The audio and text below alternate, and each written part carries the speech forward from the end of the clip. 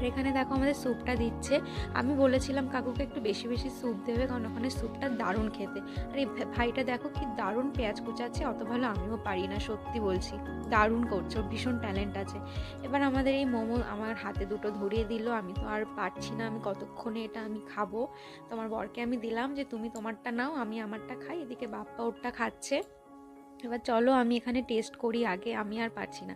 তো প্রথমে আমি স্যুপটা একটু টেস্ট করলাম, সত্যি স্যুপটা দারুণ খেতে, আর ওই দিন আরও মনে হয় বেশি ভালো। এবার মোমো খেয়ে আমাদের কারোরই পেট ভরেনি। তারপর আমরা দুজন আবার দুটো পাওভাজির অর্ডার দিয়ে দিলাম।